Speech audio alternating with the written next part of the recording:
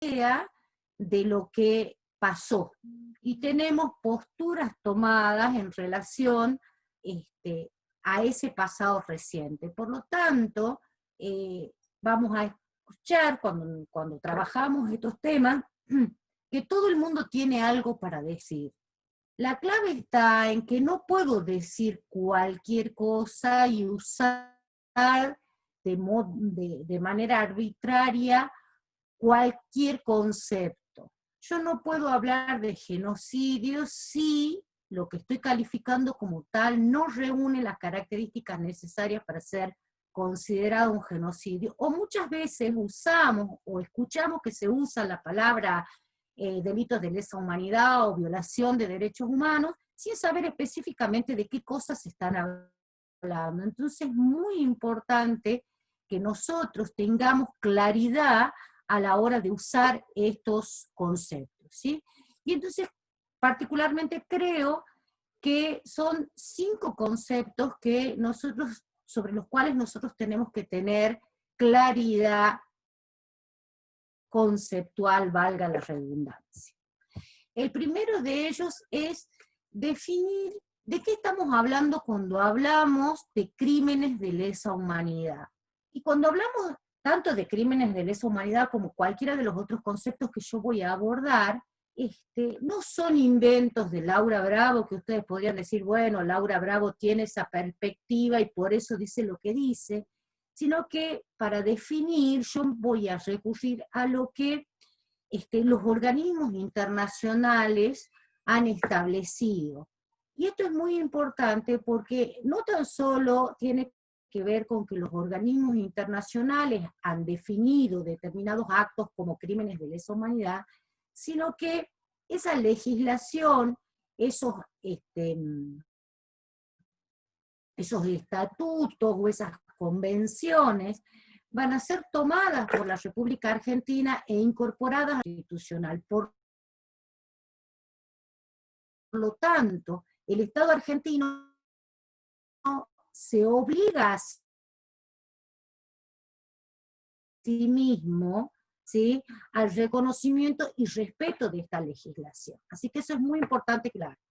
Recordemos que esa reforma constitucional se hace en el año 94, es cuando se reforma por última vez nuestra Constitución Nacional, esta legislación, ¿sí? Entonces, ¿quiénes van a ser los que van a definir qué es un crimen de lesa humanidad o cuáles son aquellos actos que pueden ser catalogados como crímenes de lesa humanidad? Esto se va a producir cuando se firme, el Estatuto de Roma en el año 1998, en el que la Corte Penal Internacional va a definir como crímenes de lesa humanidad a todos aquellos actos que son sistemáticos, generalizados, y cuyas víctimas es una población civil. ¿Quiénes son los que cometen estos crímenes de lesa humanidad?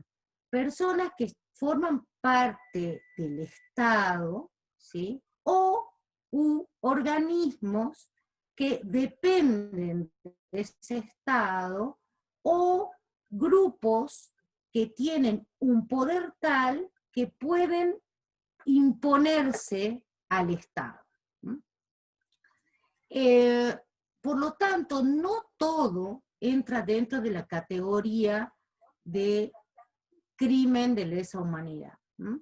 Y entonces entra dentro de lo que se considera crimen de lesa humanidad, a los crímenes de guerra, los actos de genocidio, la prostitución forzada, todo aquello que se entienda desde la jurisprudencia internacional como actos que dañan a la humanidad. No sé si hasta acá, creo que cualquier cosa, si hay alguna duda, por favor, no duden en consultar.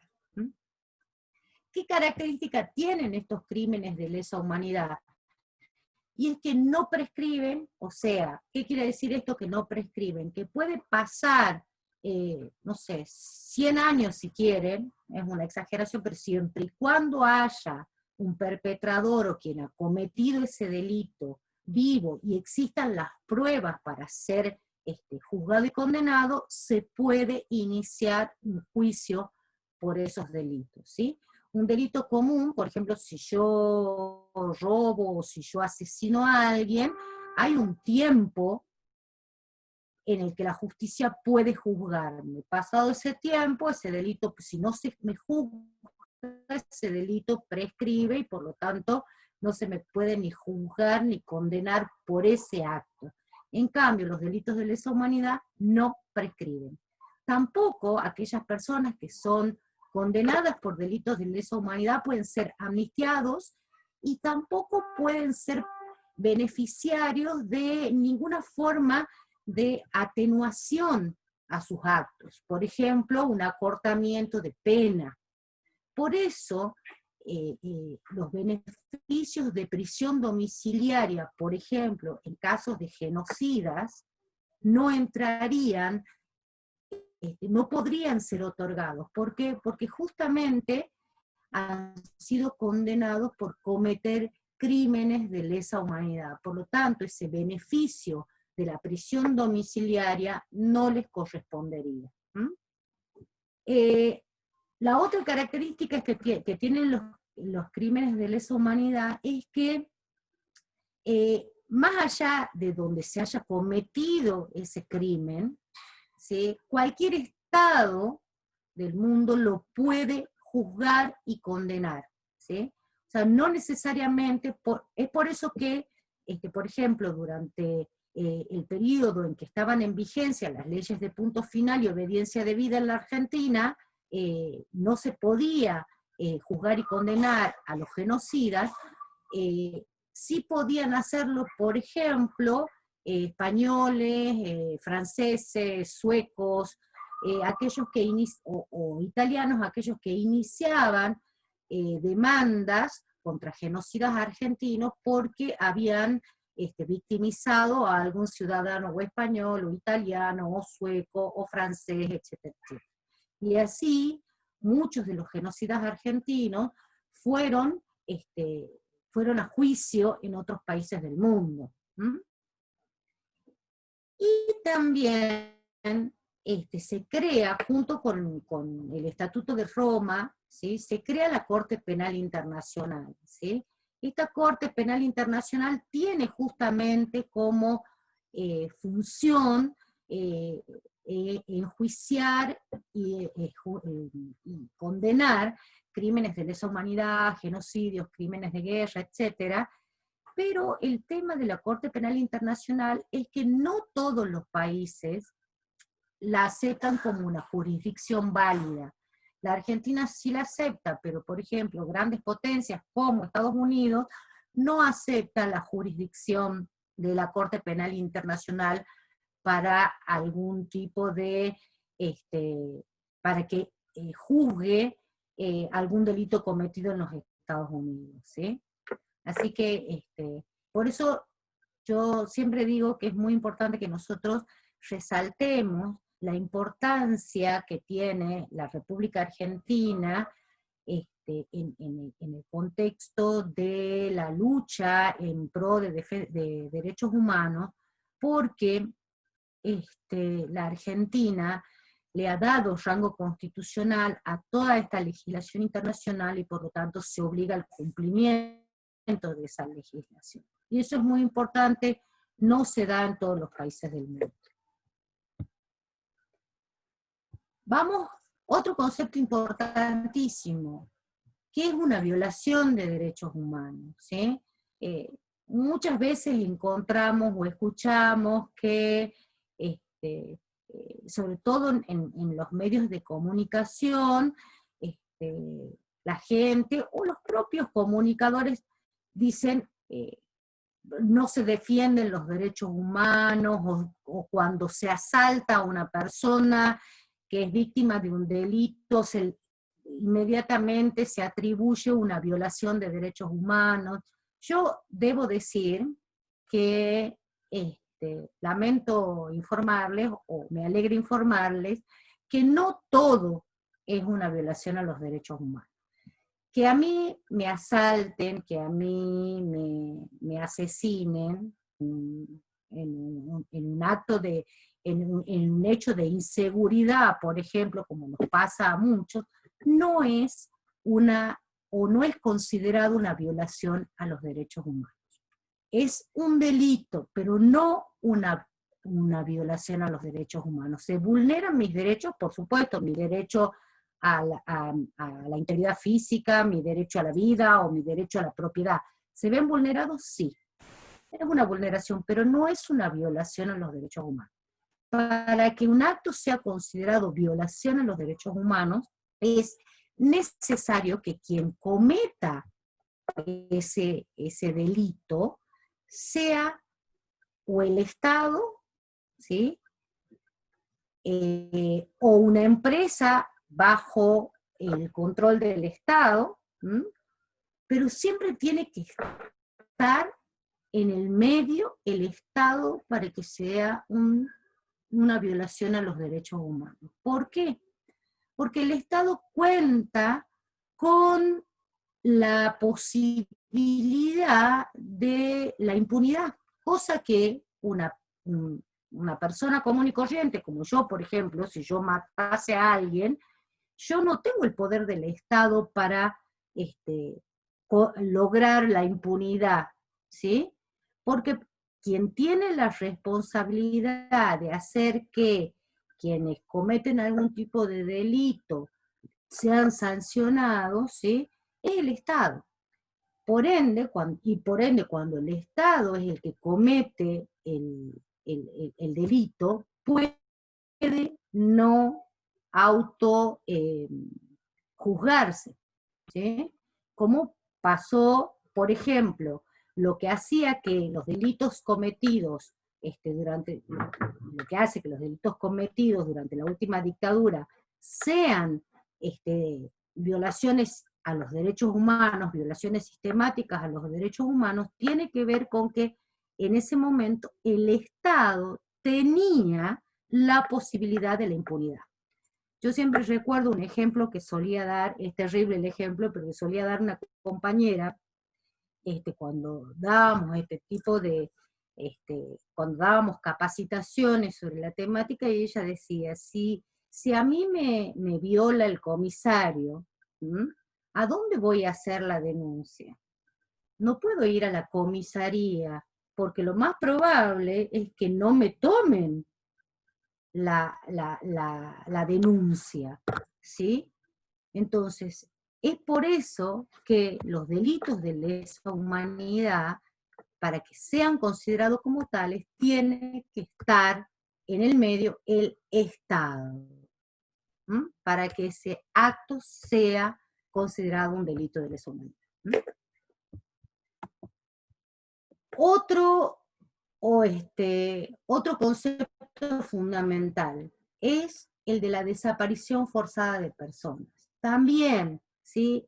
No sé si ustedes se acuerdan, el año pasado, cuando fue lo de Santiago Maldonado, salió mucha gente a decir no, que no es, hasta el propio Lanata salió a decir, no, que no entra dentro de la categoría de desaparición forzada de personas, que sí, que no, que sí, que no. Bueno,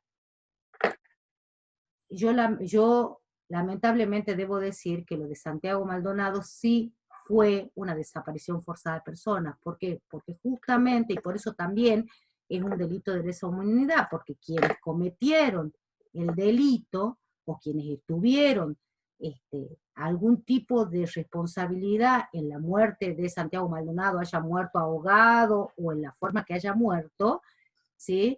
Es el Estado. En este caso, a través de la gendarmería.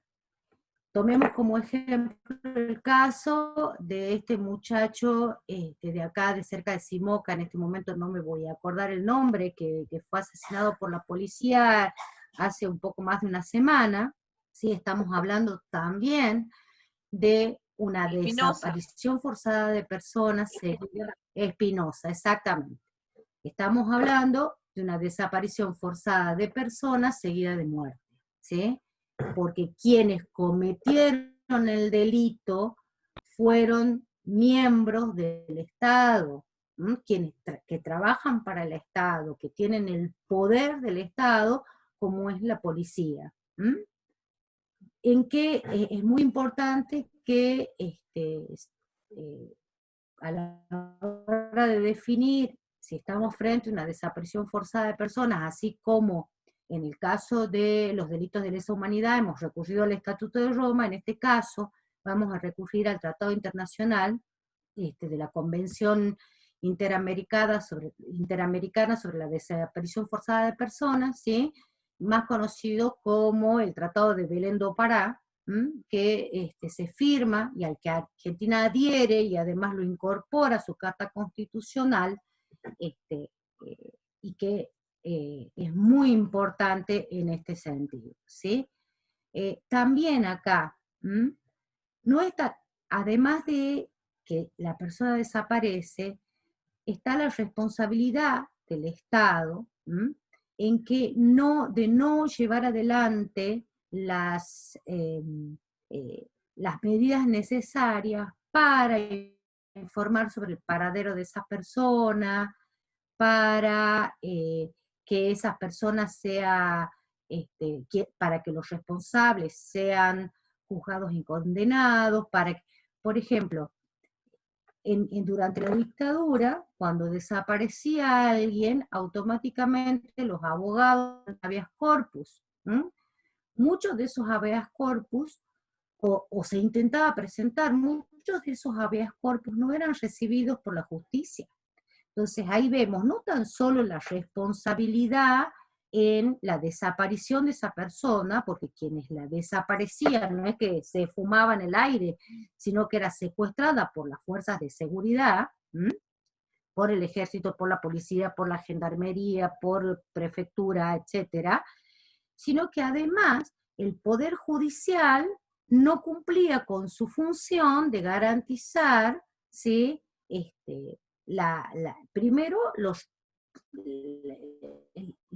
pasos legales, ¿no es cierto?, para la defensa de esa persona, como es el habeas corpus, pero tampoco le daban vía para que siga por los canales procesales pertinentes. Entonces, en ese caso, también estamos hablando de desaparición forzada de personas, ¿sí? El próximo concepto de genocidio, ¿sí? También el concepto, a ver, la idea,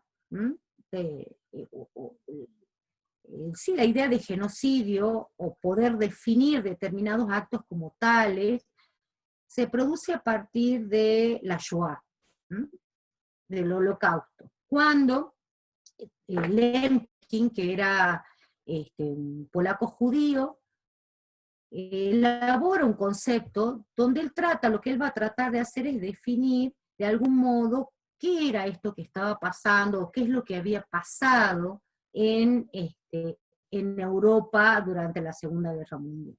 Cuando concluye la guerra y se conforma la ONU como consecuencia inmediata de las guerras, allí las potencias, sobre todo las potencias aliadas, van a empezar a discutir sobre qué se puede hacer para evitar que actos como los cometidos por la Alemania nazi vuelvan a repetirse.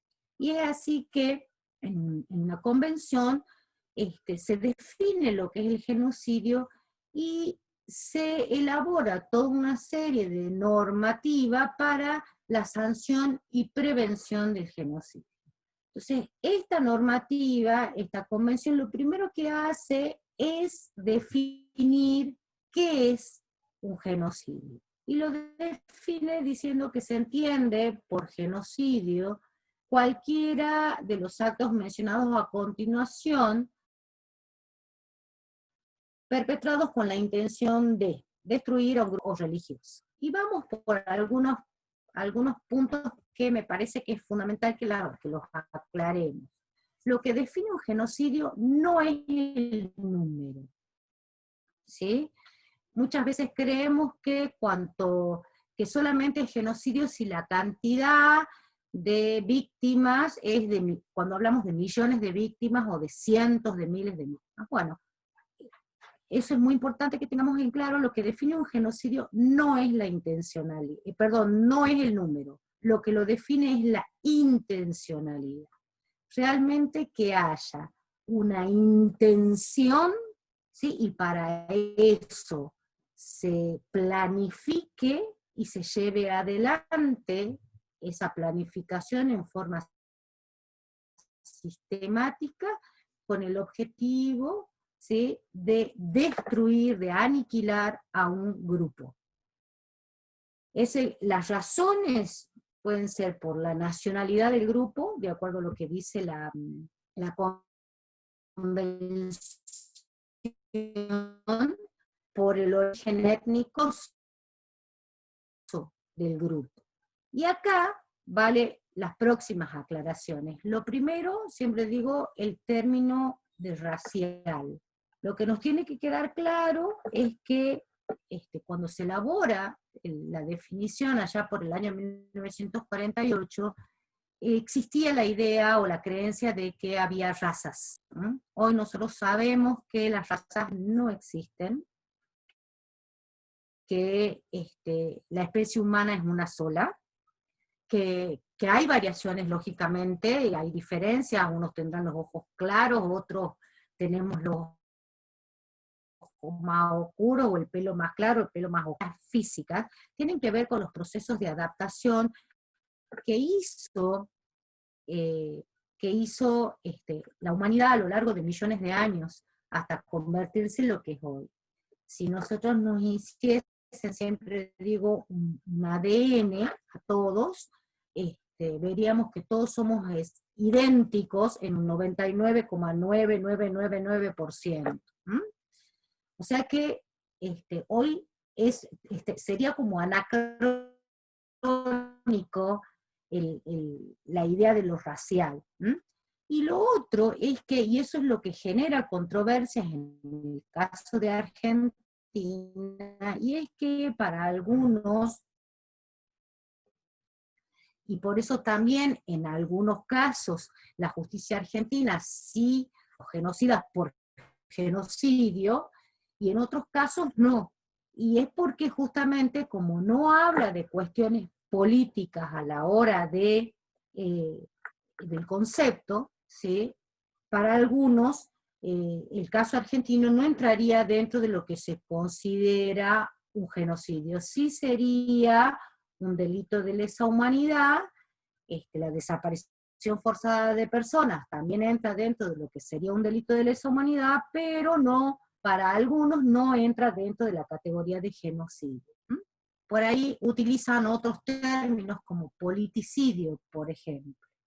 Pero ya vamos a ver que los actos que se mencionan tranquilamente pueden ser encuadrados dentro de los actos que se cometieron en Argentina.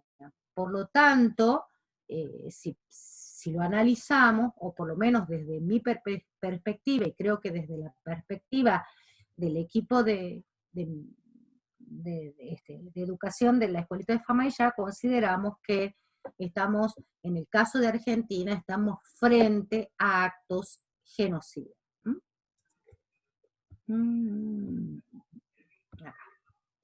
Bueno, ¿de qué actos estamos hablando? Primero, matanzas de los miembros del grupo. Una cosita antes de seguir con esto. Estaba pensando, mientras hablaba, la intención, ¿no?, de aniquilar o asesinar masivamente a un grupo. Yo no, la verdad que no les he preguntado de qué rama o de qué profesión vienen cada uno de los que estamos hoy reunidos acá, pero si hay gente de historia, algunos sí hay. Recuerden lo que dice, por ejemplo, el decreto que ordena el inicio del operativo Independencia. En el decreto que ordena al inicio del operativo Independencia en 1975, habla de la aniquilación, de la intencionalidad de aniquilar a un grupo en particular. O sea que ya ahí estamos viendo que en el caso de lo ocurrido en Tucumán, ¿sí? En el año 75 hay una intencionalidad, ¿m? Que está además expresada con la más absoluta de las claridades en el decreto presidencial del Operativo Independencia, que da inicio al operativo.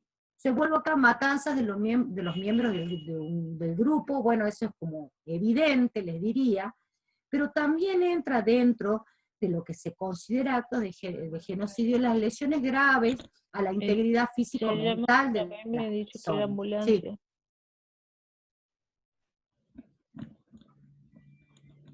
ambulancia.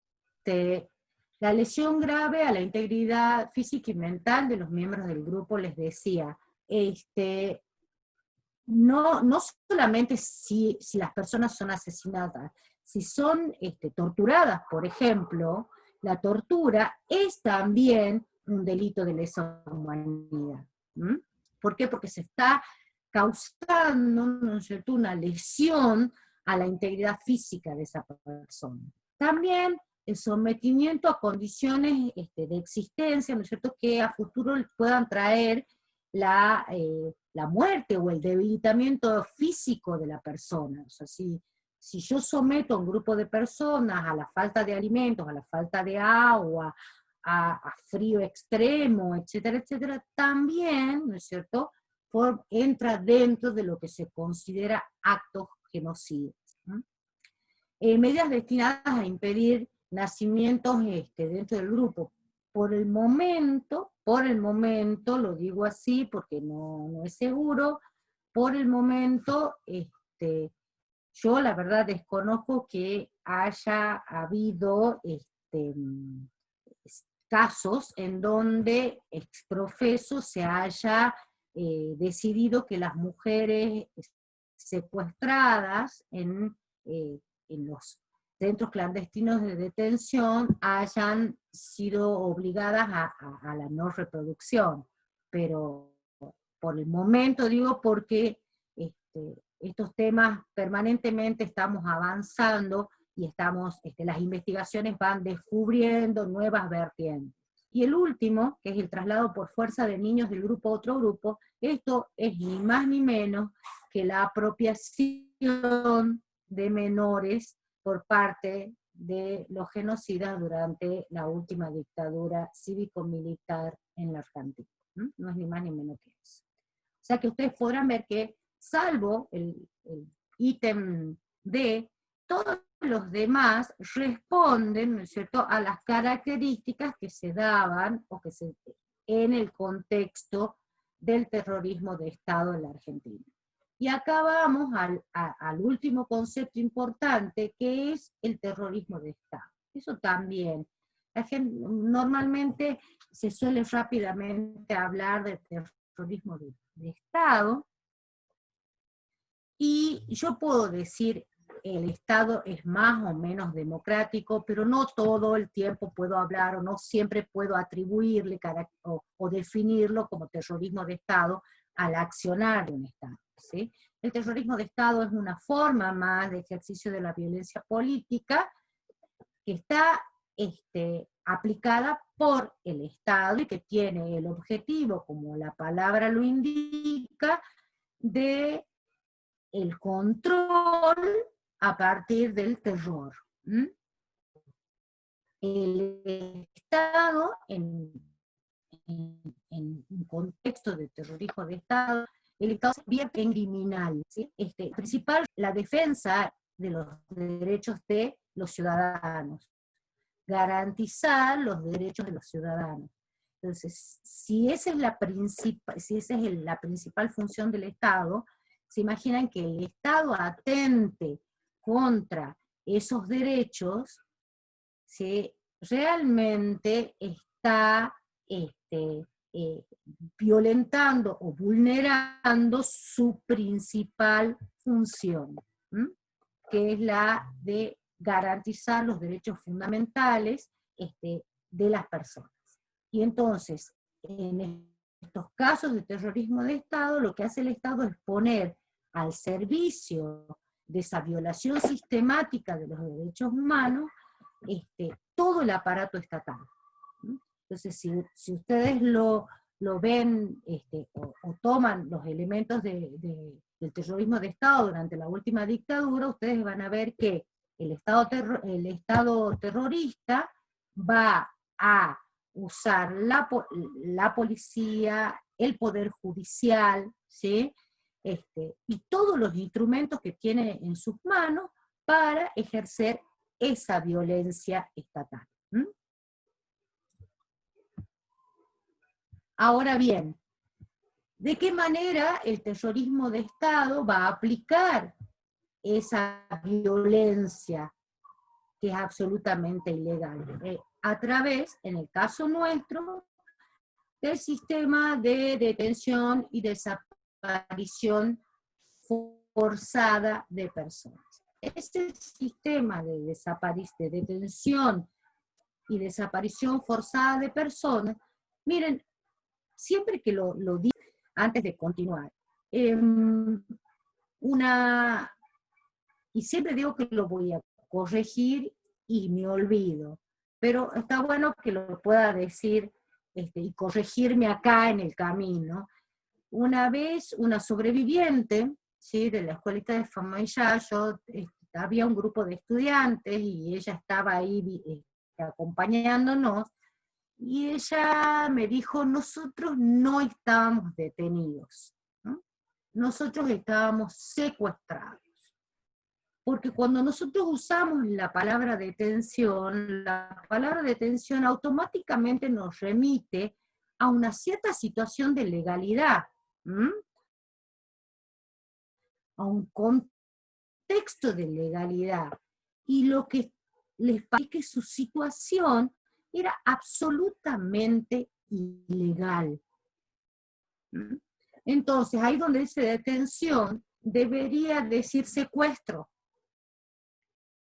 ¿sí? Porque las personas eran secuestradas y llevadas a una situación de absolutamente ilegalidad. Entonces, el secuestro, la tortura, en muchos de los casos asesinato, ocultamiento o destrucción del cadáver, porque el cadáver se convierte en la prueba del delito cometido, y la apropiación de niñas y niños y también de bienes, ¿no?, de bienes de las víctimas. Ahora, es importante, ¿sí?, que todos esos pasos que yo he ido mencionando, de la violación sistemática los pasos del terrorismo de Estado, en el caso nuestro, en el caso de la Argentina, todos esos pasos se cumplen en el centro clandestino de detención, los famosos CCD, ¿sí? Cuando nosotros hablamos de clandestino, pensamos o lo asociamos la clandestinidad con el ocultamiento, con que estaba oculto, ¿sí? Y lo cierto es que los centros clandestinos de detención no estaban ocultos. En realidad, la palabra clandestino, en este caso, debería ser asociado a la ilegalidad, pero no al ocultamiento, ¿sí? Porque todos los centros clandestinos de detención estaban a la vista de la gente. La escuelita de Famaillá, ¿sí?, no es que estaba en medio de la nada, estaba rodeada, quizá no por la cantidad de casas, ¿no es cierto?, que hay hoy, 40 años después, pero estamos hablando de, ¿cuánto?, 3 cuadras de la plaza principal de Famaillá. O sea, no está oculto. Es más, muchos sobrevivientes cuentan que familiares sabían o le llegaba noticias de que un lugar donde posiblemente podía estar secuestrado su familiar era ese. Entonces iban de diferentes lugares desde Lules o desde Montero o de diferentes lugares de la provincia a, a la puerta de la escuelita a tratar de averiguar o de tener alguna novedad de su ser querido, o sea, con todos los riesgos que eso implicaba. La jefatura de policía, otro centro clandestino de detención en Tucumán, ¿sí? que es donde hoy funciona el Ministerio de Educación de la provincia, está a la vista de todo el mundo. ¿Sí? O sea que cuando ustedes piensen, insisto, o cuando piensen en el centro clandestino, piensen no desde lo oculto, sino desde una perspectiva de lo ilegal. ¿Mm? Y como dato, Tucumán tiene por lo menos 70 centros clandestinos de detención identificados, ¿sí? Donde muchos de ellos, o la gran mayoría de ellos, comienzan a funcionar ya en 1975 en el marco del Operativo Independencia. ¿Y por qué digo este número de 70? Porque creo que en toda la Argentina, no sé si llegan, en este momento no me estoy acordando los números, pero no sé si llegan a 400. ¿Sí? O sea, piensen ustedes el tamaño pequeñito de nuestra provincia, que en esa cosita chiquitita haya 70 centros clandestinos de detención, realmente hablan, ¿no es cierto?, de todo un aparato represivo, ¿m?, que estaba montado y organizado desde el Estado. Y ahora sí, vamos a ver qué es lo que va pasando en relación a la memoria, ¿sí?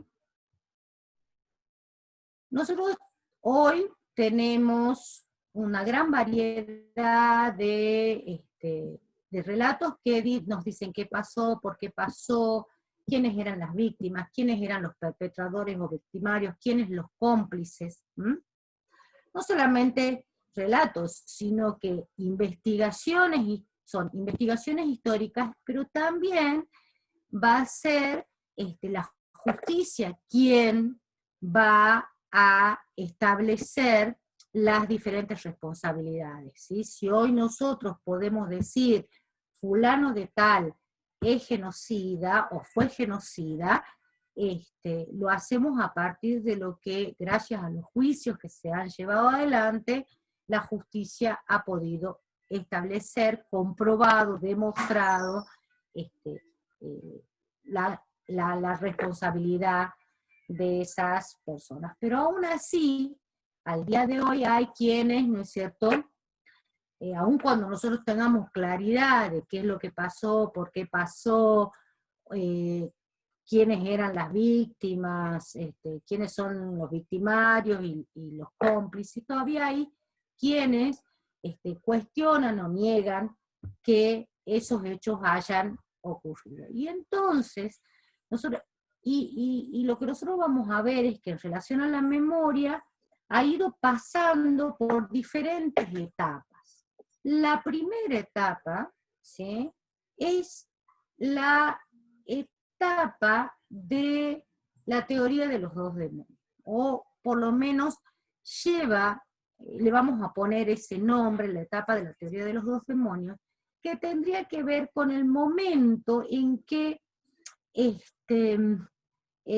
cuando retorna la democracia, durante el gobierno de Raúl Alfonsín, se comienzan a tomar una serie de decisiones muy importantes con el objetivo de juzgar y condenar a las víctimas. La sociedad, de algún modo, quiere algún tipo de respuesta. Y en esa primera etapa, lo que vemos es que se habla de dos demonios que se enfrentan, y en donde la sociedad queda en el medio indefensa. Entonces, y se sostiene la idea de una guerra en esa primera etapa. Y vamos a ver que hay mucha necesidad, ¿no es cierto?, de mostrar el horror, ¿sí? De mostrar el horror porque se busca, de algún modo, demostrar que lo que pasó fue un acto de desquiciados, ¿no? En este caso, vemos de un grupo de hombres como la Junta Militar, ¿no es cierto?, que ordenó llevar adelante una serie de crímenes. Y que dentro de esas personas había inocentes, como si esa idea de que hubo inocentes de ambos lados implicaría que quienes no eran inocentes se merecían todo lo que le pasó. Esa es la lectura que se puede hacer. Y no caer, ¿no es cierto?, en un verdadero análisis de que estamos frente a actos de violación sistemática a los derechos humanos en manos del Estado. ¿Mm? Y entonces acá vamos a ver, nos vamos a dar cuenta que todo lo que ocurre o todo lo que se publica en los medios sería como ahí yo les pongo el show del horror, ¿no? El detalle de cómo se torturaba, de qué cosas se hacían, porque lo que se está tratando de buscar, o por lo menos es lo que busca, se busca inconscientemente en este camino de la memoria, es generar la empatía con las víctimas, contando por los horrores que las víctimas tuvieron que transitar, ¿sí? Y muchas de las películas y todo esto van a responder a de que se filman en ese periodo. Estamos hablando de el 82, 83 hasta 87, o sea, año 87, que es cuando se sancionan las leyes de punto final y obediencia debida. Ahí viene el primer corte o el final de esta primera etapa. Después tenemos la segunda etapa, que es a partir después de las leyes de punto final y obediencia debida, que creo que para aquellos que no lo tengan en claro, son dos leyes que son sancionadas durante la presidencia de Raúl Alfonsín por presión, después de los levantamientos militares que se producen para el año 87. ¿Y qué establece? La ley de punto final dice que se van a juzgar, o sea, dan un plazo de presentación de denuncias y que una vez concluido ese plazo no se van a presentar más, no se van a aceptar la presentación de ninguna denuncia más. ¿Cuál es el problema de esta ley? Que había mucha gente que todavía tenía mucho miedo. Miren, si hasta el día de hoy hay un montón de gente que todavía no ha denunciado haber sido víctima de algún tipo de delito cometido por el Estado durante la última dictadura, imagínense allá por el año 87, con levantamientos militares mediante a 4 años de haber vuelto a la democracia. El miedo, ¿sí? El miedo todavía estaba y era muy fuerte. Entonces, por lo tanto, realmente lo que hacía la ley de punto final era impedir el enjuiciamiento de los genocidios. Y por otro lado, aparecía la ley de obediencia debida, que implicaba que solamente se juzgaban a las cabezas, a las jerarquías militares, y no a los de bajo rango, porque se sostenía que estos, lo que estaban haciendo era cumplir órdenes, ¿sí? Negando que las personas podemos negarnos al cumplimiento de cualquier orden que, sobre todo, desde lo ético, es fundamental. Después viene la segunda etapa, que es la etapa de la teoría de la reconciliación nacional, que el ejemplo más claro, ¿no es cierto?, van a ser los indultos decretados por Menem, y que justamente busca terminar con la, y voy a usar un término muy de ahora, la grieta entre los que pedían, ¿no es cierto?, el juicio y castigo a los culpables y los culpables. Entonces, que pueda haber un acercamiento y terminar, y entonces pasemos a otra etapa, ya estamos en otro momento, nos reconciliemos, seamos todos amigos. Y bueno, acá hubo gente que hizo cosas que no correspondían, pero ya está, es pasado. Ese es más o menos la idea. Y después tenemos una tercera etapa que la vamos a llamar el boom de la memoria, que tiene que ver fundamentalmente a partir de la aparición de la organización Hijos, que ha cumplido hace poquito aniversario. La organización Hijos le va a dar una vuelta de tuerca, y toda esta etapa se va a caracterizar por los escraches. ¿Qué eran estos escraches? Había una imposibilidad de que quienes habían cometido delitos de lesa humanidad puedan ser juzgados y condenados, pero estas personas circulaban libremente y convivían con toda la sociedad. Lo que los hijos van a buscar es, ya que no era posible la condena legal, por lo menos que hubiese una condena ética, una condena social. Y entonces se iba a los lugares donde estos genocidas residían y le contaban a sus vecinos: señora, usted sabe que fulano de tal es genocida, cometió tales y tales delitos, hizo tales y tales cosas, etcétera, etcétera. Y en eso consistían los escraches. Insisto, el escrache era válido y viable porque no existía la posibilidad de un juicio legal. ¿Sí? Es por eso que los escraches van a concluir cuando podamos volver a... Y lo otro es los juicios éticos, los juicios por la verdad. Por ejemplo, acá en Tucumán se hizo un juicio por la verdad, donde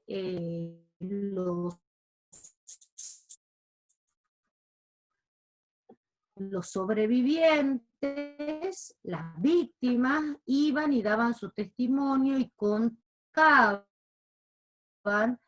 qué es lo que les había pasado. ¿Sí? Y había un tribunal, ¿no es cierto?, que, entre comillas, digamos, y condenaba a los genocidas. Y la cuarta etapa, y última, diría, es la de la memoria del Estado. Y que se van a iniciar a partir de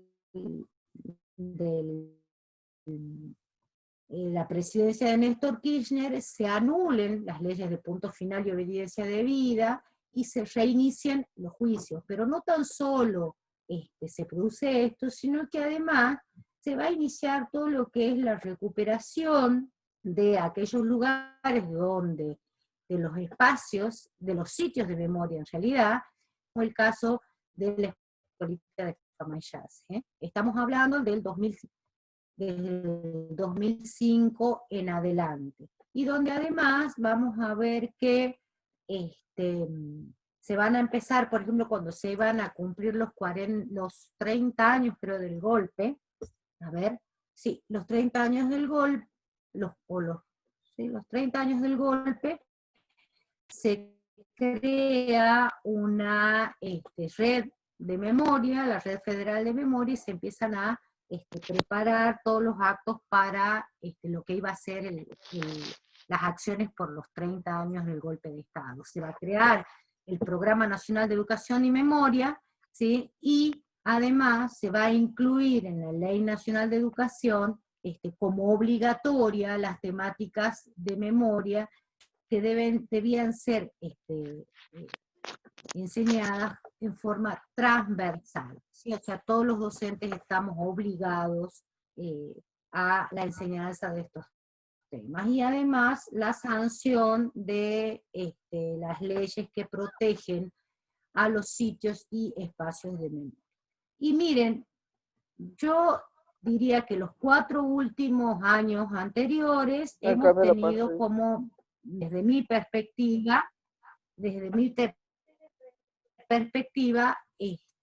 una etapa de negacionismo que básicamente se caracteriza por victimizar a los victimarios, o sea, decir, bueno, son pobres viejitos, ya déjenlos de molestar porque ya están mayores, bueno, más allá de que son viejos y son grandes, cuando cometieron los delitos no eran ni viejos ni grandes, ¿sí? Se frena y se retrocede en cuanto a los juicios por delitos de lesa humanidad. Hay un discurso eh, eh, de terminar con estas posiciones de memoria, verdad y justicia. Se empieza a vaciar todo lo que es las políticas educativas vinculadas a memoria, y por supuesto se desfinancian a los sitios y espacios de memoria. Eso por lo menos, voy a decir, hasta finales del 2019, nosotros desde el espacio sabemos, hemos sido víctimas de ello. Bueno, hasta acá llega lo mío, no sé si hay alguien que quiera que comentar algo o hacer alguna pregunta.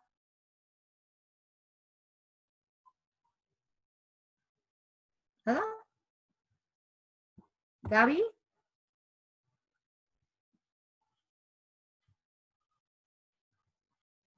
No sé quién.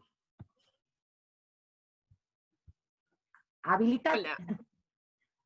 Buenas noches, soy Natalia, soy miembro también del equipo del área educativa y en realidad, digamos, con respecto a lo que viene desarrollando Lau, la pregunta, digamos, quizás como para seguir abriendo estas temáticas sería, ¿con quiénes estamos conversando? Si estamos conversando con docentes de nivel medio, con docentes de nivel inicial o con docentes de primaria, en vista quizás pensar cómo llevar estas temáticas al aula, ¿no?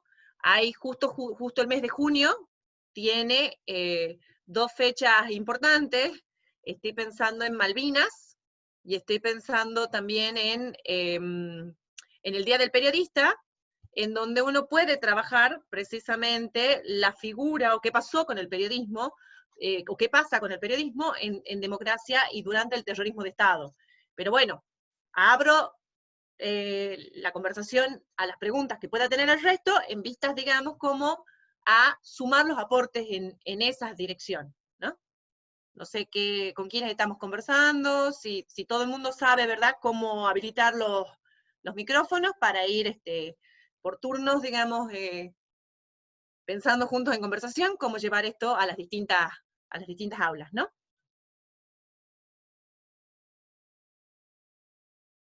Fabiana, te escuchamos, Fabi.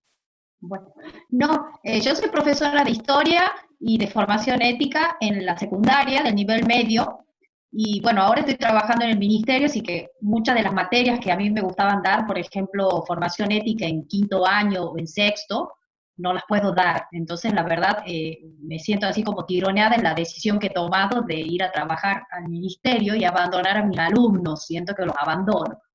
Pero bueno, una de las tareas que yo hacía como profesora era mostrarles la noche de los lápices. desde el espacio, digamos, de ustedes, de memoria, de trabajo que hacen, ¿qué opinan de ese tipo de material que tenemos nosotros los docentes para mostrarle a los chicos? Y porque acá Laura planteaba eso del show del horror, creo que era, el show del horror, sí. ¿Qué es lo que opinan ustedes? ¿Son películas viables como para que nosotros les mostremos a los chicos?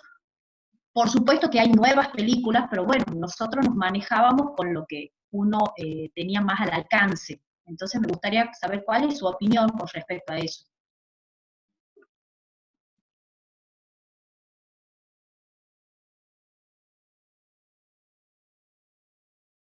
Mira, Fabi, en realidad creo que hay justamente en La Noche de los Lápices como una simplificación de algunas cuestiones en cuanto a la lucha de las víctimas de La Noche de los Lápices. Si nosotros no trabajamos en profundidad con nuestros chicos, quedaría, ¿sí? Capaz que esto es mi mirada en relación a la película puntualmente, quedaría como que los chicos fueron secuestrados por su lucha por el boleto. En realidad, no fue solamente por eso, ¿sí? En el caso de las víctimas de La Noche de los Lápices, había todo un compromiso y una militancia con un proyecto de país, con un proyecto de Estado, ¿sí? Y que por eso era ese proyecto lo que los tornaba peligrosos desde la perspectiva de los perpetradores, ¿sí? Y de alguna manera la película niega u oculta todo eso. Entonces, me parece que no hace falta ir a ver toda la película. Por ahí capaz que se podría tomar algún pedacito de la película, o algún documental que aborde las luchas estudiantiles, ¿sí? Y no necesariamente la película. O en todo caso, aclararle a los chicos que la película también responde a una etapa en este proceso de construcción de la memoria. Sí, Lau, y además también sería interesante, si se va a elegir, digamos, trabajar alguna escena de la Noche de los Lápices, pensarla también en función, digamos, hay testimonios, hay entrevistas, o sea, hay varias, en realidad, entrevistas a Emil Semoller, que ha sido precisamente sobreviviente, y también están las propuestas de Sandra Rayo, de la Comisión Provincial por la Memoria, que hay, digamos, nuevos material sobre ese momento específico, sobre esa fecha específica y sobre ese acontecimiento específico, porque como dice Lau, las películas también son representaciones de un determinado acontecimiento en un momento dado. O sea, que era la mirada de quienes, digamos, veían, y hay algún tipo de, como decía Lau, simplificación o romantización incluso en esto, ¿no? Sigue, digamos, de algún modo planteando la cuestión de la buena víctima, ¿bien? O la mala víctima, ¿sí? Entonces, también hay que como que complejizar precisamente para poder pensar el pasado del que todavía hoy estamos hechos, ¿no? Que es la pregunta que nosotros siempre nos hacemos cuando tratamos de pensar una pedagogía de la memoria. O sea, cómo llevar estas temáticas al aula implica pensar qué es recordar y qué de ese pasado puede hoy orientarnos o servirnos también para pensar y comprender este presente que nos toca atravesar y recorrer juntos y acompañar a otros, digamos, que son nuestros estudiantes, ¿no? No sé si eso, Fabiana, responde más o menos, digamos, a tu pregunta. Generalmente uno la toma porque como tiene que ver con los adolescentes, es una manera también de llegar a que ellos descubran cómo hubo persecución a chicos de la edad de ellos. Y por supuesto que uno como docente tiene esa labor de plantearle, que es mucho más profundo de lo que aparece en la película. Pero bueno, también cuando ya han dicho eso del show del horror, yo digo, ¿será que me he metido a dar una película y aprenderme, ¿me entendés? En eso de tratar de, no sé, de la parte estética, como a minimizar tal vez o a exagerar algunas cosas y no llegar al problema real. Pero no, yo creo que es muy importante también la tarea del docente al momento de dar las clases y por qué damos ciertos materiales. Bueno, ahí está el compromiso, me parece, de nosotros de capacitarnos y de aprender un poco más para no caer en algo banal, que es lo que no tenemos que hacer. Pero no, está bien, me encanta que me hayan hecho ver tal vez algunas cosas que yo no me daba cuenta, y eso es necesario como docente conocer. Yo te hago una gracias. Te hago un aporte, Fabiana, ya que vos hablas de los adolescentes y de cómo llegar a los adolescentes. Por ahí tal vez trabajar desde los adolescentes podés hablar sobre la historia del rock sin necesidad de ser música y lo que el rock ha representado como movimiento juvenil y de resistencia durante la dictadura militar, ¿sí? Y no solamente la historia del rock, sino que podéis también trabajar las letras del rock y qué significaban, y que están escritas mayormente por chicos jóvenes y algunos adolescentes. Convengamos que Charly García, Spinetta y otros más no tenían ni 18 años cuando han escrito esas letras. Entonces también por ahí, con la cercanía del rock, vos podés trabajar todas estas temáticas de terrorismo de Estado, dictadura, resistencia, revoluciones juveniles, etc. Perdón, y interrumpo un minuto más para comentarles que recursos tenemos en nuestra página web también. Y por algunas fechas significativas estamos armando compilaciones de recursos para el aula también. Entonces a todos los profes que están conectados hoy, les decimos que en nuestra página después vamos a dejar subidos los links para que puedan acceder, o al mismo mail que recibieron esta invitación, piden el material y se los reenviamos con mucho gusto. Una cosa interesante es que venía pensando, y en relación a esto que plantea Fabiana, ¿no? Me quedé pensando nos pasa con los adolescentes, los que estamos en el aula, que hay, y no solamente con los adolescentes, con los adultos también, una cuestión así de morbosidad en relación al horror, ¿sí? El detalle de cómo se torturó, cómo se violó, y la verdad que ese detalle, más allá de que es espantoso, ¿sí? No nos sirve si no hay una reflexión de cuáles son los mecanismos que permiten, por ejemplo, que un hecho como ese pueda ser posible. O sea, ¿qué mecanismos se ponen en funcionamiento para que un ser humano no vea la humanidad en otro? ¿Sí? Entonces, tenemos que tener mucho cuidado, porque uno cuando usa ese tipo de material, lo hace desde la idea o la necesidad de generar algún tipo de empatía y de identificación. En el caso de la película La noche de los lápices, cuando nosotros la usamos, pensamos, bueno, queremos que el chico se vea identificado en esos otros jóvenes que tenían su misma edad, que podían haber tenido sus mismos gustos, sus mismos intereses, y la verdad es que nosotros podemos lograr eso mismo sin necesidad de caer en el detalle, ¿no es cierto?, de cómo eran torturados, o cómo eran violados, o cómo eran sometidos a alguna situación en particular. No sé si se entiende el planteo.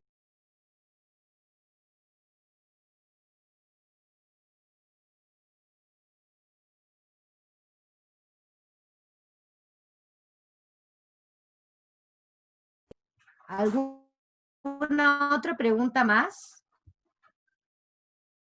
¿O alguien más que se quiera presentar y contar si está trabajando con esta temática o por qué se acercó en el día de hoy a que charlemos de estos temas, ¿no?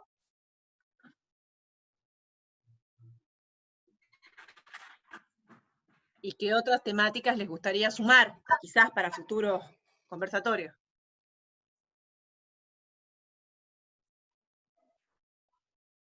A Nadia a veces la vemos, a Darío también a veces lo vemos. Está Abril por ahí.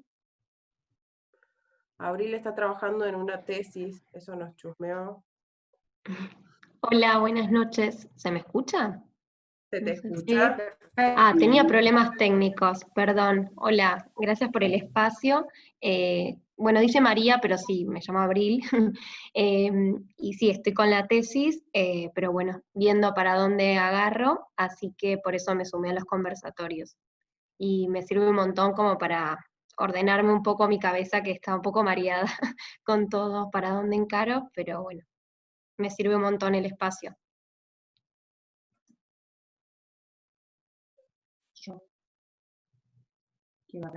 ¿Puedo hablar? Hoy estoy hablantina, parece. No, pero es un tema que a mí me gusta mucho y me interesa por mis alumnos. Y acá estaba viendo la quinta etapa, que a mí me ha dolido muchísimo, que es la del negacionismo. Desde su espacio, quiero que ustedes me digan si es que estos 4 años que pasaron profundizaron tanto ese negacionismo en ciertas personas y cómo lo ven ustedes al futuro, porque yo siento que ahora es como que estamos recuperando las políticas educativas de memoria que durante estos 4 años es como que se habían, no sé, como que habían perdido fuerza y muchos docentes se habían prendido también en eso, ¿no? Porque yo trabajo en una escuela pública, en un colegio privado, y empecé a escuchar conceptos que creía que ya habían, no sé, que habían caducado, pero desde la docencia es como que se han prendido también en ese negacionismo, y quiero que ustedes me digan cómo ven esta nueva etapa, si es que ese negacionismo ha pegado mucho o tenemos una mirada positiva hacia el futuro. No sé si me han entendido la pregunta. Sí, Fabi, a ver, yo como decía al principio, en relación a estos temas hay mucha opinión, ¿sí? Mucha opinión porque hay poca formación. Lamentablemente, los docentes no estamos bien formados para abordar estas temáticas. Porque, por ejemplo, y vos lo sabés, recién estos últimos años, en los que somos formados en la universidad, estas temáticas se están viendo. Cuando yo estuve en la facultad, por suerte llegábamos al 55 en historia argentina. O sea, había un montón de temas que no se abordaban. Por lo tanto, la formación de los docentes es deficiente en estas temáticas.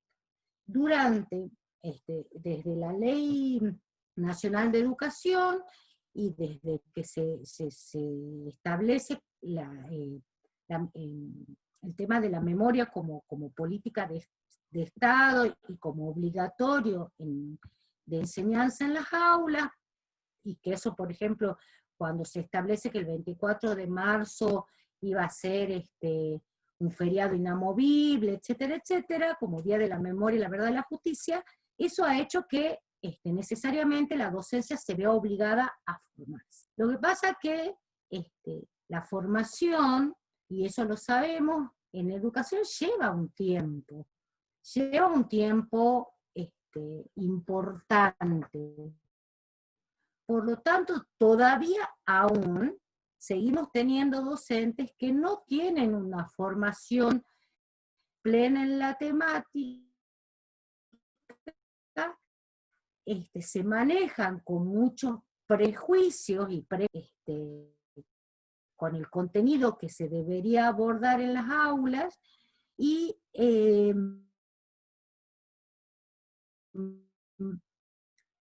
lógicamente que eso va generando deficiencias, porque además estamos frente a nuestro pasado reciente, que nos afecta a todos, ¿sí? Que todos tenemos desde algún en algún punto, ¿no es cierto?, alguna conexión, ya sea porque o lo vivimos con una determinada cercanía, todos tenemos algún tipo de opinión formada. Por eso yo decía, es tan importante que nosotros podamos conceptualizar, ¿sí? Para que no sea una opinión, sino para aquellas cosas que nosotros sostengamos, las sostengamos a partir de una base sólida. ¿Sí? Si yo voy a hablar de terrorismo de Estado, sé lo que estoy diciendo y cómo lo defino. No todo es terrorismo de Estado. Entonces, eso es muy importante.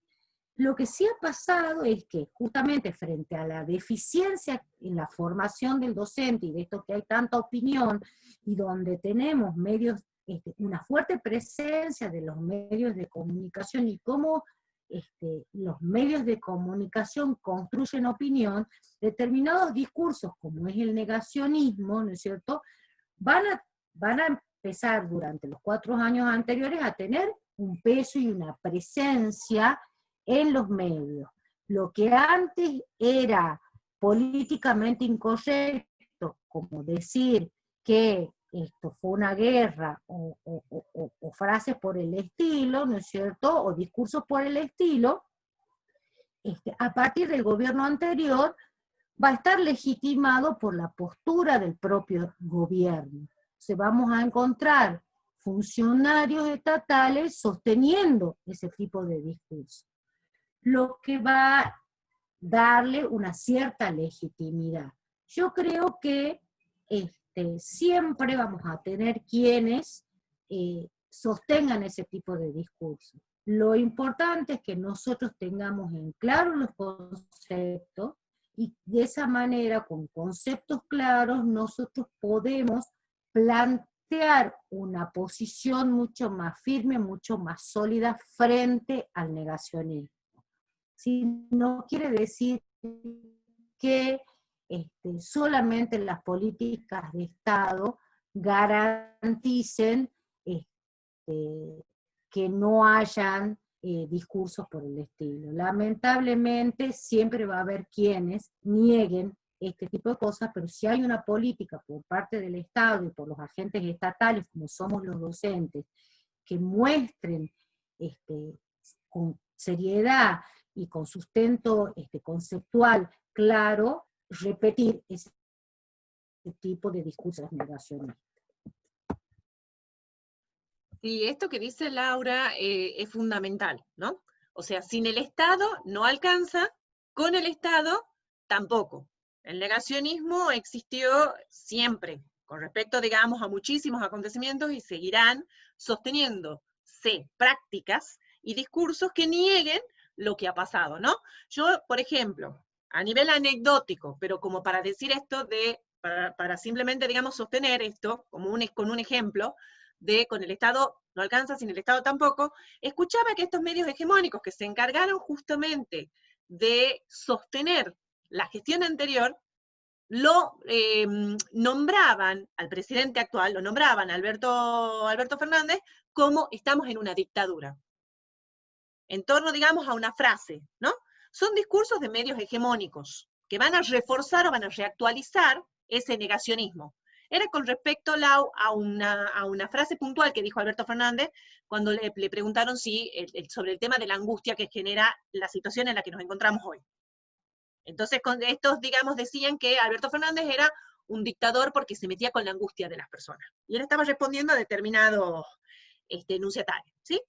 La cuestión, digamos, y a lo que apunto es, estos discursos y estas prácticas van a seguir, ¿sí? Nosotros hacemos justamente hincapié en la distinción, cuando conceptualizamos, entre memoria y los hechos y los acontecimientos que relata la historia. Y hay un diálogo y un contrapunto que es muy fuerte y que nosotros tenemos justamente que recurrir y buscar precisamente fuentes legítimas, en las cuales anclar argumentativamente nuestro discurso. Tenemos la evidencia de la ciencia, ¿bien? Porque tenemos justamente las evidencias y los discursos y prácticas que han sustentado y lo que han descubierto precisamente los peritos forenses. Entonces tenemos una evidencia de la ciencia, ¿bien? Tenemos también, o sea, estamos hablando justamente de los arqueólogos forenses. Tenemos testimonios de sobrevivientes, ¿sí? tenemos también discursos o sea, tenemos, digamos, distintos recursos que pueden justamente contraargumentar a estas tendencias negacionistas que van a seguir, que de hecho, digamos, nunca se fueron. Entonces uno dice, bueno, a ver, yo te escucho, bien, pero esto que vos estás diciendo, yo tengo tales y tales evidencias. Están también justamente las sentencias de los que serían los juicios por delitos de lesa humanidad. Entonces también eso constituye una evidencia que no puede negarse. Entonces una cosa es, digamos, sí, yo está bien, yo recuerdo esto, pero a mí me han contado que de repente sucedían estas cosas, o pasaban, o en mi pueblo no se vivieron así, pero frente a lo que no se vivieron en el pueblo, digamos, o no me acuerdo cómo lo han vivido, puedo presentar todas estas otras fuentes. Vamos directamente a buscar las fuentes para ir, cuáles son las preguntas, por ejemplo, que nos generan en el aula estos discursos que todavía están aquí y están vigentes. ¿Bien? Eso, digamos, era como para contribuir a pensar esto que decía Laura, ¿no? Bueno, Pablo Salina pone en el grupo del chat, pone el objetivo de aplicar estos temas en el aula sería el hacer memoria. Nosotros siempre hacemos la distinción que la memoria no solo se construye y que en el verbo hacer está implicado la actualidad y el pasado, ¿no? Hacemos con vistas a construir a futuro y hacemos con vista de hacer memoria hacia atrás y trabajar el pasado reciente.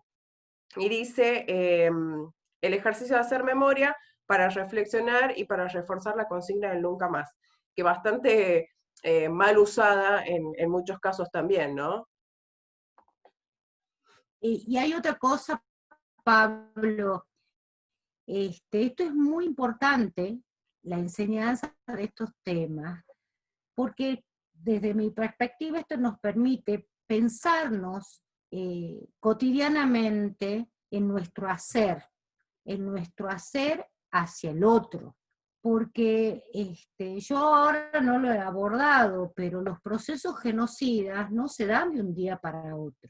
No es algo que alguien se levanta un día delirante y dice, bueno, hoy vamos a matar a tanta gente. Son procesos que, donde se va construyendo en primer lugar un otro al que se le va atribuyendo características negativas y a los cuales si después se lo somete a condiciones horrorosas y se lo mata, y bueno, se lo merecía, ¿sí? Porque es alguien que está poniéndome en peligro a mí, a nosotros.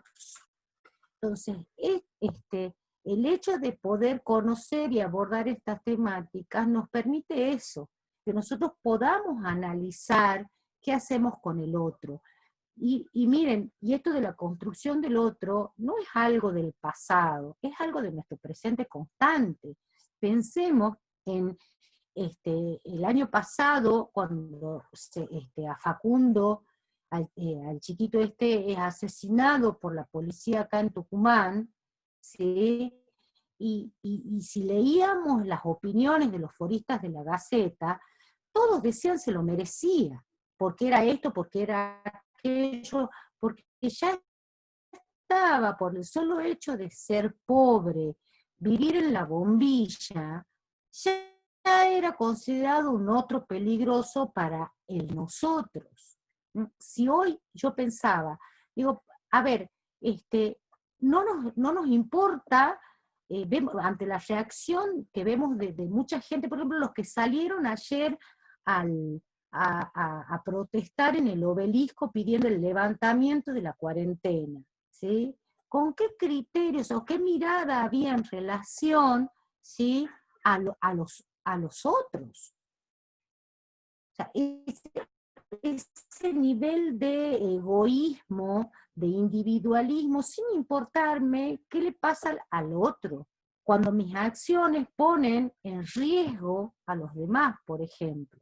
Entonces, bueno, yo creo que esta temática lo que nos permite es poder reflexionar sobre ese tipo de cosas, o por lo menos es la herramienta que nos tiene que desafiar a pensar qué hacemos cotidianamente con el otro, qué lugar le damos al otro, ¿sí?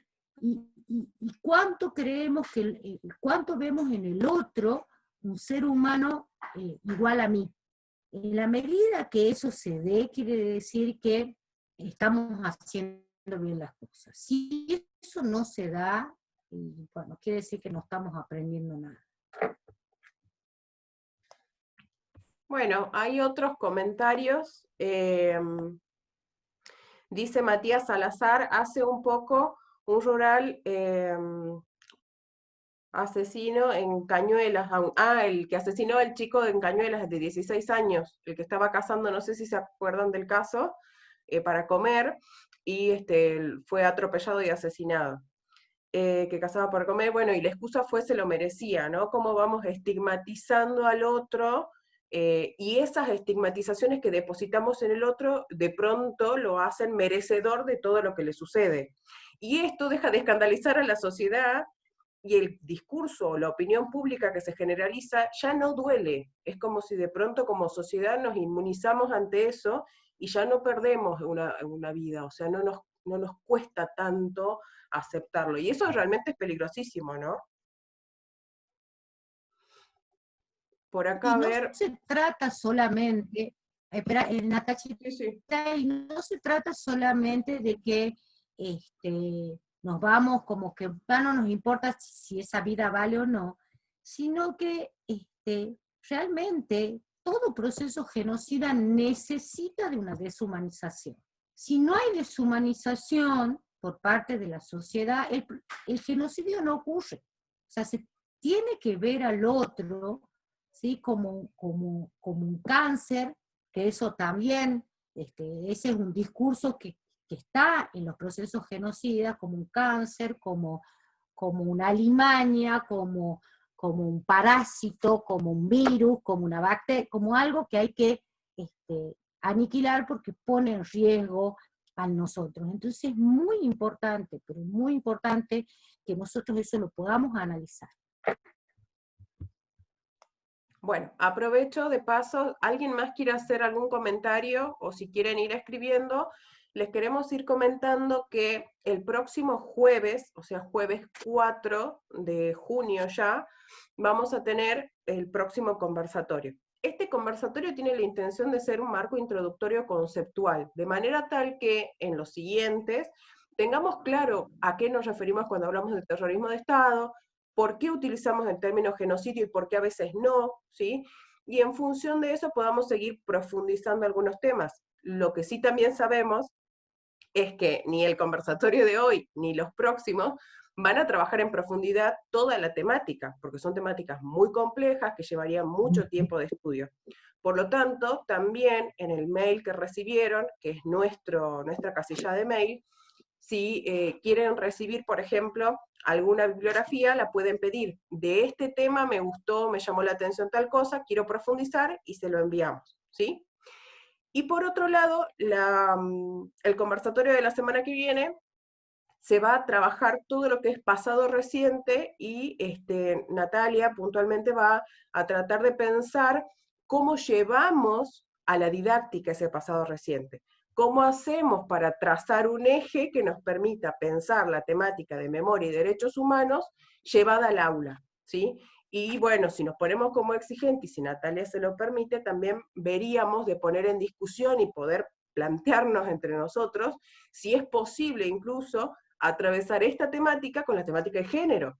Y vemos ahí género desde el pasado hasta la actualidad, y vemos también cómo nos sigue generando tensiones, y nos la generaba hace 40 años y hoy también, ¿no? Y cómo hacemos para convivir con esa tensión de la comunidad educativa, de la opinión pública y de los desconocimientos en relación a estas temáticas, ¿no?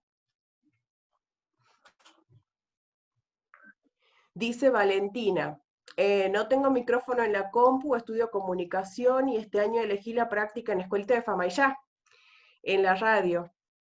Este conversatorio y escuchar las opiniones me resulta muy útil, muchas gracias. Bueno, gracias Valen. Ya vamos a volver a las prácticas, extrañamos un montón poder vernos y poder tener ese contacto tan cercano. Bueno, yo no tengo más comentarios por acá, ¿Alguien más quiere comentar algo?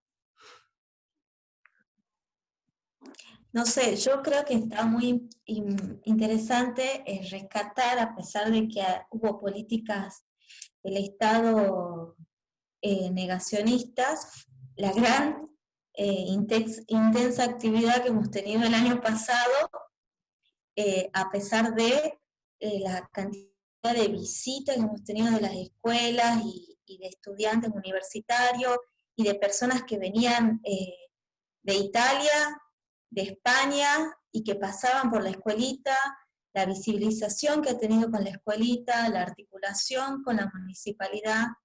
Creo que la gente, más allá de eso, ha empezado a tomar conciencia de lo que representa la escuelita en la historia, no solamente de Famaillá, sino de Tucumán y de la Argentina, y lo que representa como historia universal y el gran interés de gente que no es de Argentina y que quiere visitar, quiere saber, quiere entender y entrevista a los habitantes, el gran interés de los chicos, porque el año pasado fueron los chicos estudiantes de las escuelas universitarias. Me parece que más allá de eso hubo una gran e intensa actividad.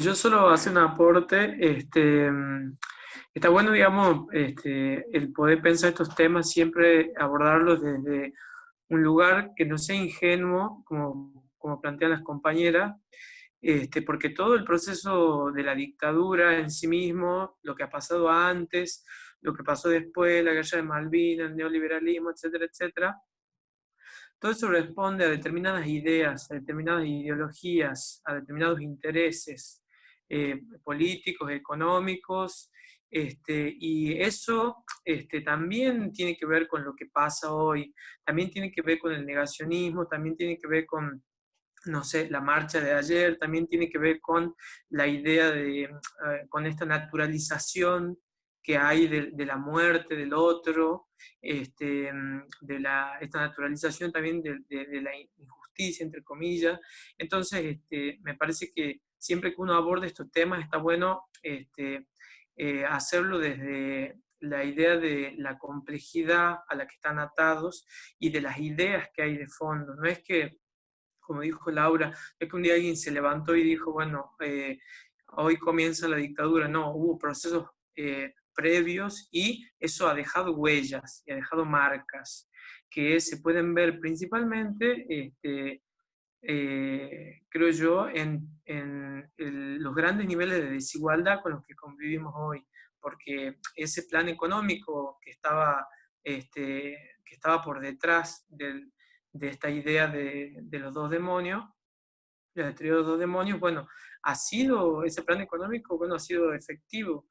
Entonces, me parece que está bueno siempre pensarlo desde ahí, y no como un hecho aislado que ha pasado hace mucho, sino como un proceso que aún hoy, cuando uno analiza la realidad en la que vive, ve que todavía tiene sus efectos.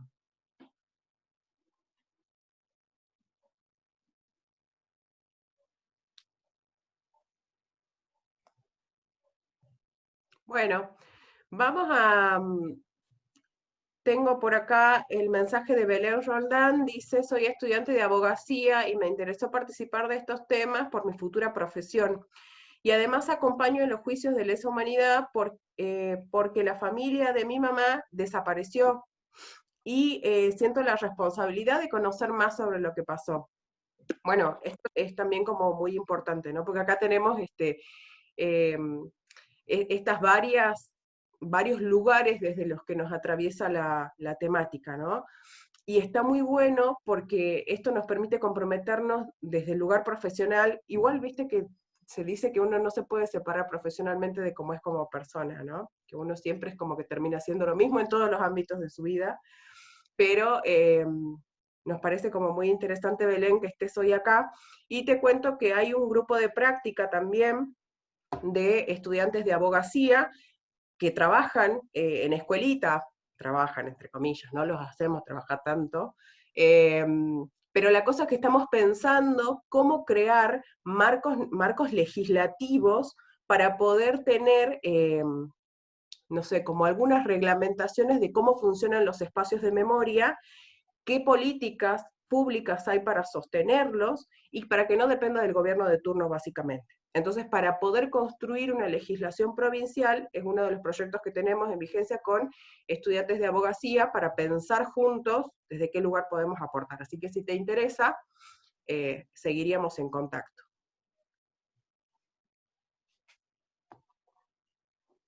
No tengo más mensajitos. ¿Alguien tiene algo más para comentar?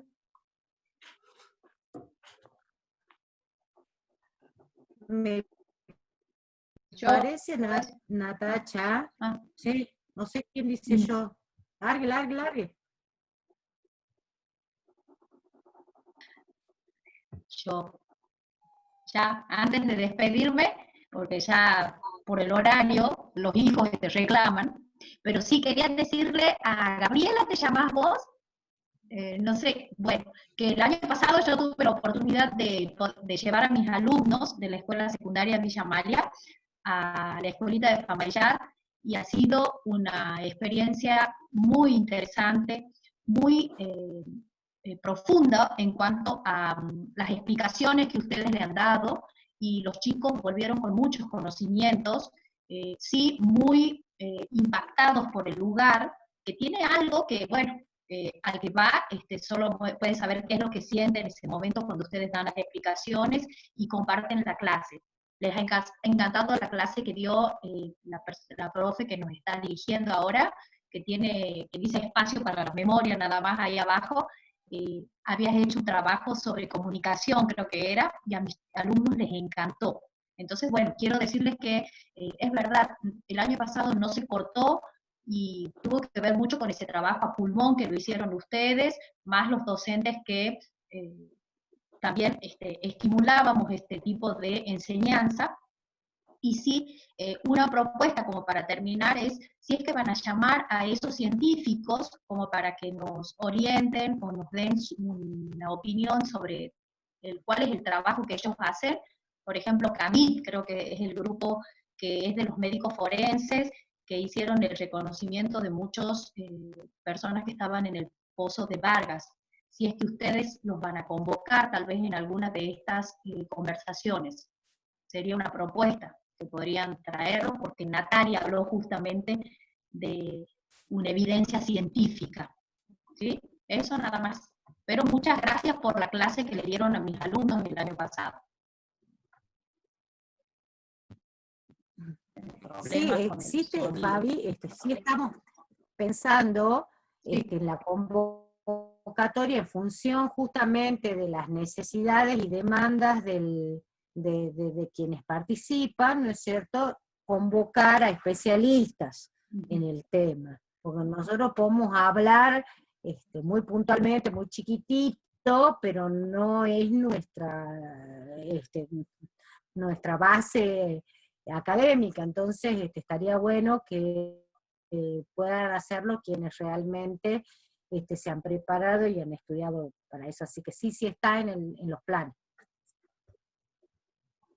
Yo creo que, no sé si hay alguien más, pero me parece que justamente como decía Fabiana, por ahora, yo no sé el resto de la gente si tiene quienes le demanden, sobre todo niños, niñas, niñes, que le demanden presencia. Pero yo, la verdad que quería agradecerles a todos los que están, que se han mantenido, y los que, bueno, lamentablemente algunos ya se fueron, pero gracias por esto, porque para nosotros es muy, muy importante. Gaby. No, toqué y me apareció algo, perdón. Ay, perdón, bueno, me levantan la mano y yo no entiendo. Bueno, si no hay nada más para decir, simplemente recordar la invitación que tenemos el próximo jueves 4, un segundo conversatorio donde trabajamos también terrorismo de Estado, memoria. Vamos a indagar en qué son los sitios de memoria, en puntualmente qué es la escuelita de Famayá, que representa para nuestra provincia como sitio nacional de memoria y como el primer centro clandestino de detención del país. y vamos a ver cómo empezamos a cruzar la didáctica para poder llevar estos temas al aula, ¿sí? La inscripción va a seguir habilitada, la vamos a habilitar en un par de días para que la gente que todavía no se inscribió sí lo pueda hacer. Y lo último, no le tengan miedo, si tienen colegas que son hasta de nivel inicial, la podemos pensar a la temática. La temática no es exclusiva de ninguna edad, no hay una edad específica para empezar a hablar de estos temas. Sí tenemos que hacer una adecuación correspondiente, ¿no? Al nivel a la capacidad de procesamiento de cada estudiante. Pero no le tengan miedo, recomienden a colegas también que se sumen, y para que juntos podamos pensar también cómo la llevamos al aula, y juntos, seguramente si somos muchos, vamos a pensar muchas y mejores cosas, ¿sí? Muchas gracias a todos y a todas y a todes por estas horas tan enriquecedoras, ¿sí? Será hasta la próxima. Buenas noches a todos. Gracias, chao.